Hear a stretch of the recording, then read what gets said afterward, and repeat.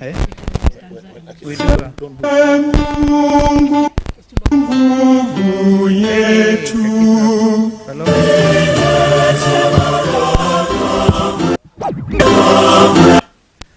Okay.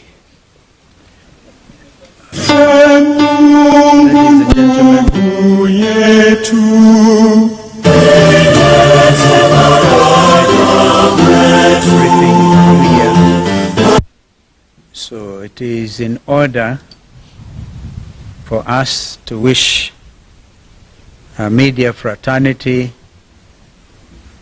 a very happy New Year, and all of us Kenyans. We had occasion to do that. We issued a statement on the 30th of December as our New Year message to the country.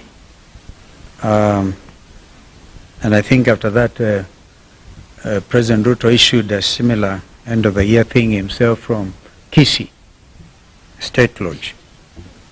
So this is a statement by the people. The Honorable Eugene Wamalwa will probably join us at some stage. If he doesn't, he's busy trying to prepare his party's offices, not very far from here. But we have his understanding that we can continue. My brother Jeremiah Kioni, the Secretary General of Jubilee, is with us. We also have former Governor Waititu, and we have senators here, as you can see. The Senate Minority Leader, Senator Fukitui, Kanombua. We have ranking members like Mheshimiwa member for Dr. Makali from Kitui Central. We have Senator Maanzo here, Senator Agnes Kavindu, and Mheshimiwa Mule, a ranking member. He's right here behind me, member for Matungulu. Mheshimiwa Kimilu, member for Kaiti. Where is Mheshimiwa Kimilu? Yeah, he's right here. Yeah, I'm taller than him. Mheshimiwa Mawade, member for Embakasi South, and a team of MCS from there. Mheshimiwa Mwalika. Where is Mheshimiwa Mwalika? Ah, that one is tall. It's okay. Member for Gitui Rural. Mheshimiwa, Philip Kisia, as you know, has effectively taken over as the CEO for a coalition. Mheshimiwa Philip Kisia is right there. And we have Speaker Kitui County, I've seen him. Kitui County Assembly, I've seen him. And MCS from Kitui can also raise their hands. We've seen them.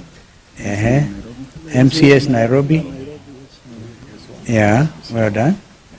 Machakos MCS, I think there are some here. Very good. Actually, the reason I say that, because it's the tail end of my statement. I'll be talking about Honorable Farah Maalim, and he's been a party member for Wiper. So you see a representative group of members of that party.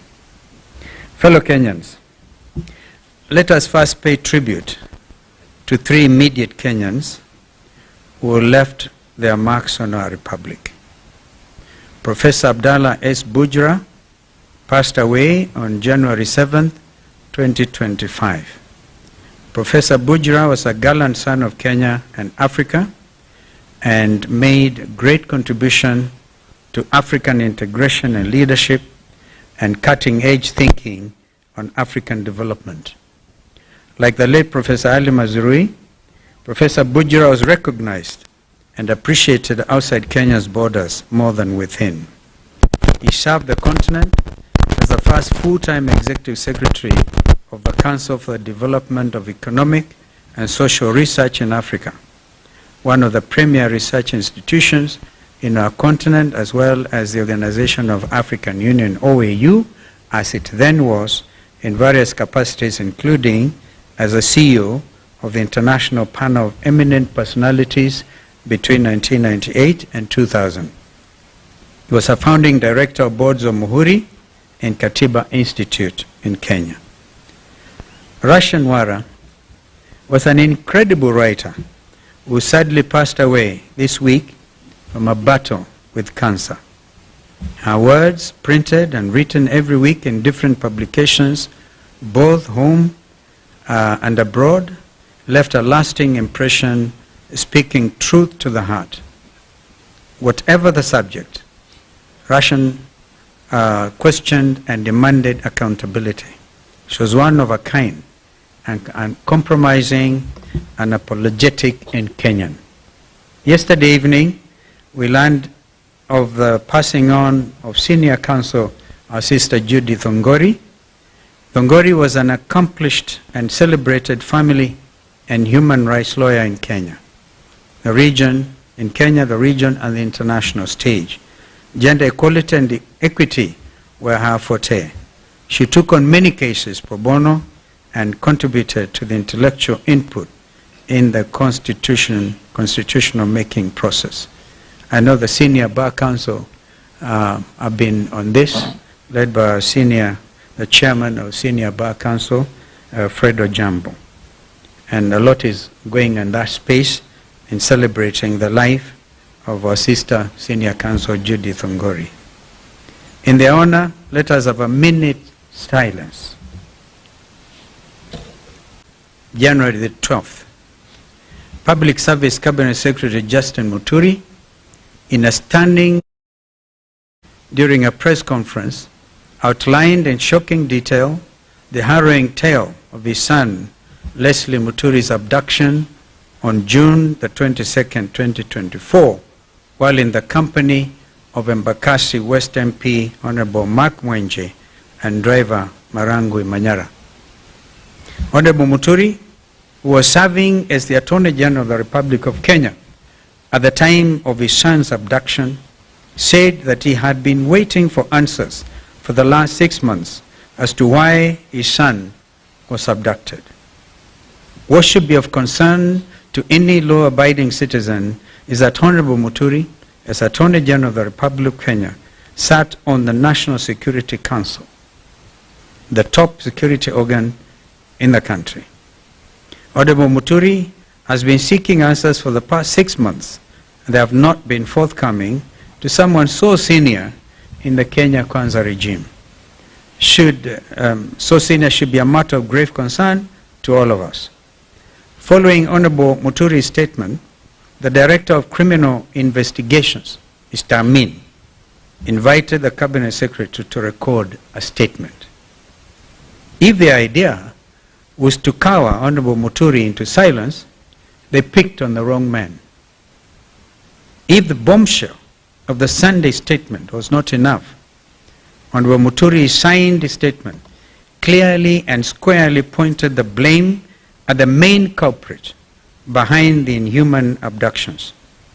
A man who joked, made light of the abductions and Gen Z's demonstrations, a man who placed one phone call inside of the State House Nairobi Pavilion to the National Intelligence Service Director General, Nuruddin Haji, and had Leslie Muturi released within an hour.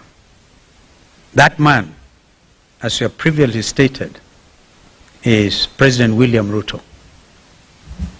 Fellow Kenyans, the revelations by Secretary Muturi on the identity of the Commander-in-Chief of the abduction squads is quite telling.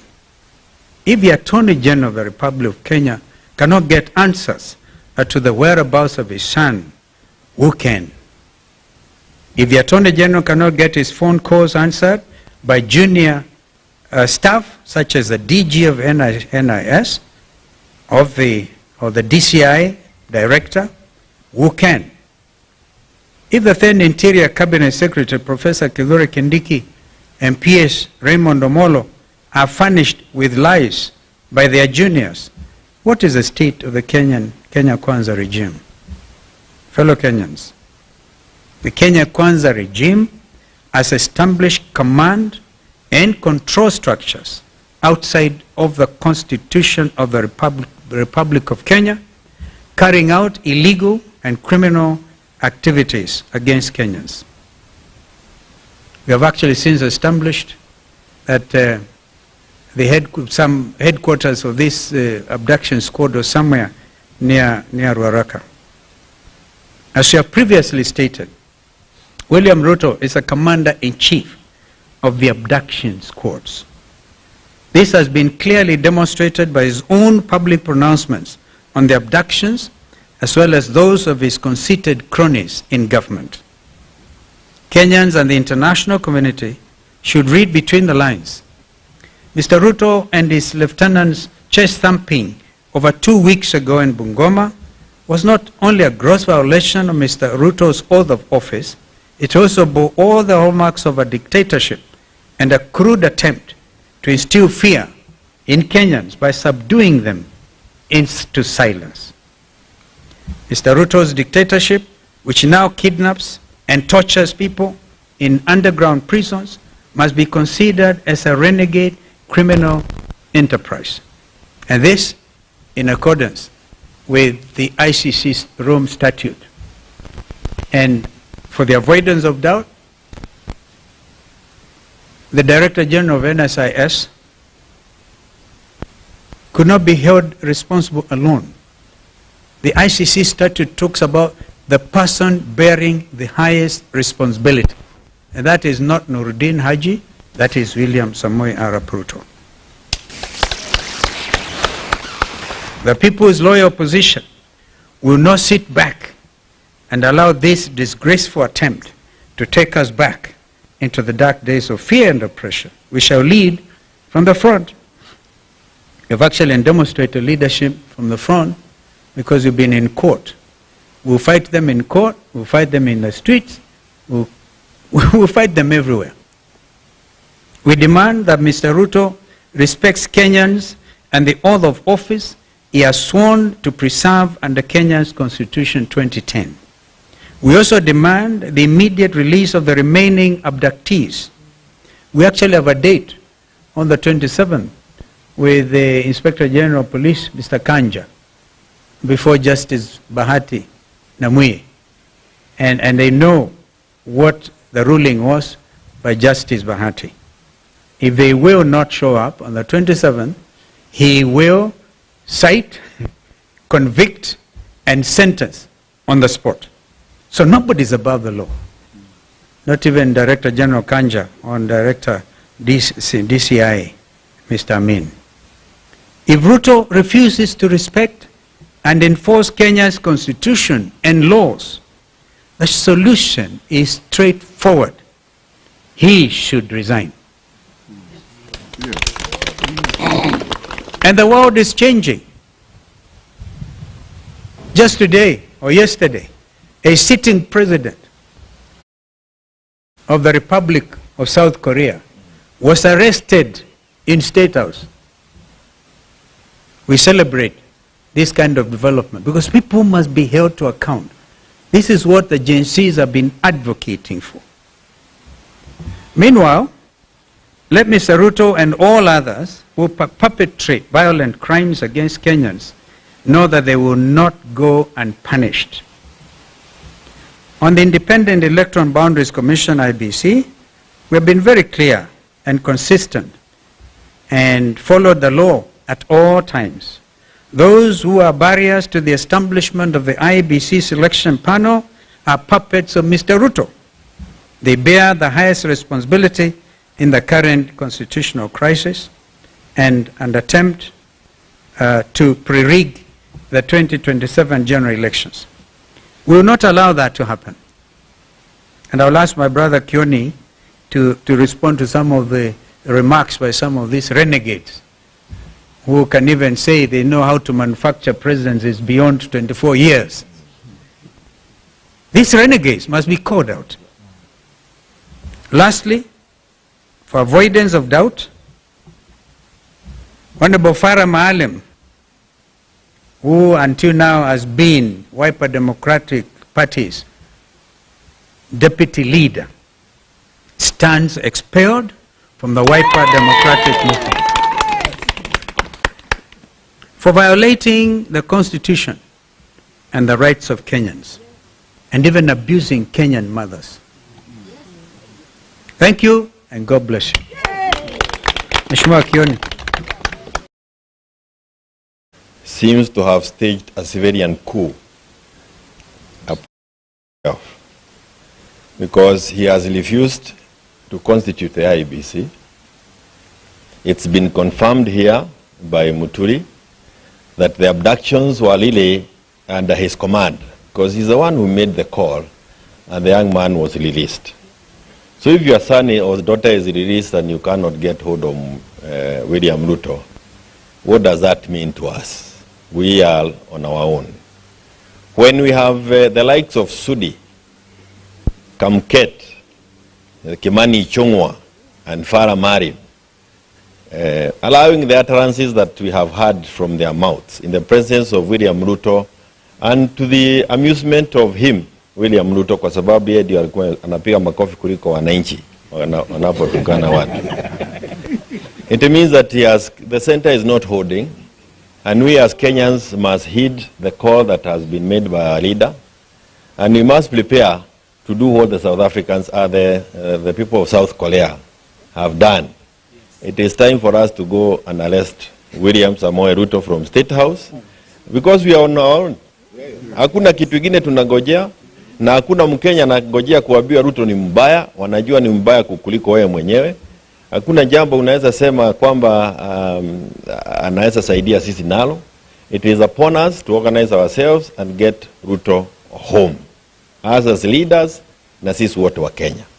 And I want to add this: any person within the KK administration who chooses to remain until the end, or who chooses to leave earlier than the end, and the end can be earlier than that end you think of 2027, wewe usikuje kutumiwa kuleta mambo ya kugawanyishwa kati yetu. Come, join us, so that we are one unit that is ready to remove Ruto. Usije kuanza kuleta mipango ingine mpya, kwa sababu you will have confirmed that you are actually an agent of William Ruto, na utakuwa ukimsaidia kutimiza yale akina Kamketu wanasema. If somebody says that he can extend the life of the presidency, na president mwenyewe amekaa hapo na hayasema chochote, you need to know there is something more than is catching the eye. Lakini Kenyans have resolved, you are not going to intimidate any of us, any of the Kenyans, that enough is enough. Na wakati wa kwenda ni sasa, na kama sio sasa ni sasa hivi. Asante sana. Any questions? Yes, sir. You introduce yourself, and then you take it up. Yes, sir. Yes.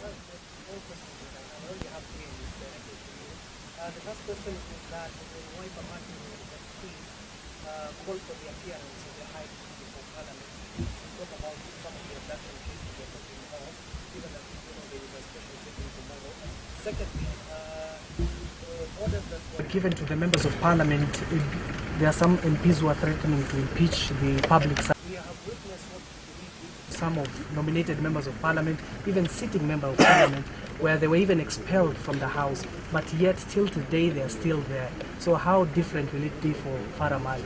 Okay. First of all, on Farah, he himself knows in his own mind, and it's for me a matter of grave, is very heavy on my heart, because I've known Mheshimiwa Farah. He used to be a reformist, campaigned for him seriously in Dadaab against that time an ODM candidate, and we won for Wiper. Therefore, it doesn't give me any pleasure. Even if, because there's that thing they always follow in the Constitution, unless somebody resigns in writing to Mr. Speaker, right? He will still sit there, like those renegade Jubilee MPs who are expelled. We know this. But beyond that, if you talk about the 13th Parliament, I repeat my earlier comments, that Parliament was impeached by the people of Kenya, led by the Gen Zs, on the 25th of June last year. So they lack moral authority to do anything. If the Wiper MPs were not in the majority, but a very strong, solid team, we even stood against impeachment, because they said, they heard what Kenyans were saying, kufa driver, kufa makanga. Even if they bring that motion, to oppose impeachment. But have we not heard Mr. Muturi tell them, bring it on, impeach him. But before you impeach him, please note you have been impeached by the people. That is the situation as it is. It's only that you cannot get arrest all of them like the Koreans did. And please, the reason the President of South Korea was arrested in State House was because he acted in contravention of the Constitution by declaring illegally martial law in South in South Korea. That's why he eventually was arrested. We are talking about Mr. William Ruto, who has acted in contravention of the Constitution he swore to protect. The next round of demonstrations will go to arrest him. So, well, that's why my brother here is asking you, either pre or before or whatever, what the judge said. Let him first appear in court. It's a waste of time to call him to a compromise thing. Kumbuka, state capture of parliament. State capture of the economy by Andani. And we led by the front, we led that from the front. We went to court, and William Ruto was forced to cancel those Adani deals, but there are some still standing. Like the health sector is still state captured by Andani. We know these things. So there's a lot of work to be done. Yes, sir. Oh, another Kimani Ngunjiri. Yeah, we know one. Yes, sir. Yeah.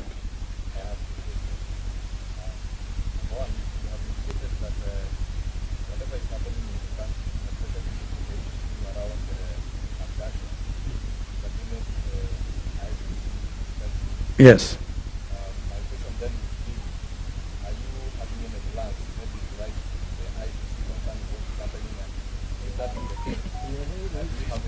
Ngunjiri, Kenyans have gone ahead of me and ahead of us. 55,000 of them have directly petitioned the International Criminal Court. So this is serious, and I'm very proud to be a Kenyan at this time, because nobody is going to mess you up, ukiona. Nobody is going to preach fear to you. Nobody is going to even abduct you and think you are subdued, right? So, and I hope, by the way, before the 27th, the Mlolongo 4 will have been produced as well. And since it's Mr. William Ruto who makes a cause and they are released, let him also make another call, release them.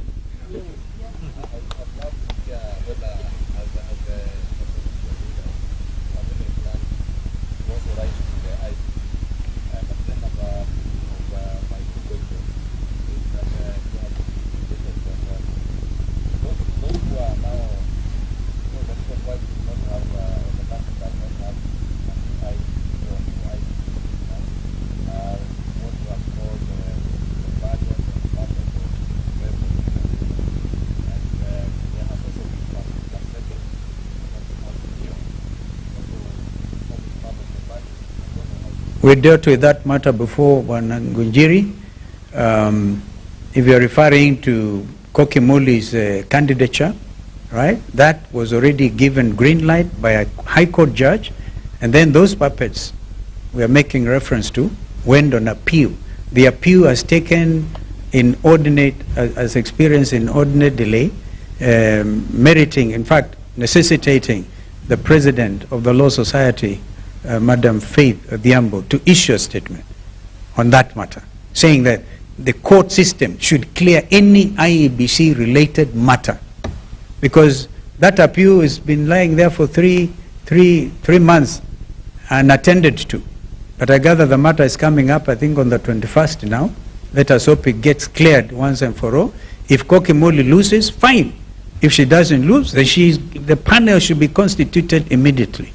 Remember, we said, if by March there's no IBC, we will go to the streets, because these people are trying to pre-rig the 2027 election. On ICC, we have no problem. In fact, I think Paul Mwangi, dealing with the 2023 demonstrations, remember we lost over 65 Kenyans, and we wrote to the ICC. We are likely, we can combine all this now, and I thank you, Ngunjiri. We will take this up, but we need to consult with Paul Mwangi and compile a very strong thing. This here, a criminal enterprise established, which is clearly in accordance with the stipulations under the Rome Statute. Yes, Madam.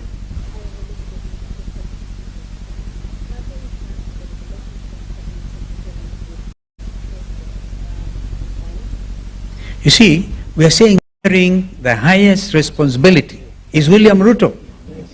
I saw the headline in the Standard calling Nuruddin the chief abductor. It is Ruto who is the chief abductor. So, this is the whole thing. The government, the entire machinery resigned. They got now his deputy president, Kindiki Kigure, poor fellow, was meant to lie. Hey, ajabu ya Kenya. But this is clearly now where we are, and I think this is unstoppable. Kenyans now know the truth, and they are not going to sit and be intimidated anymore. Kwa hivyo, wa Kenya, tujitayarishe. Asanteni.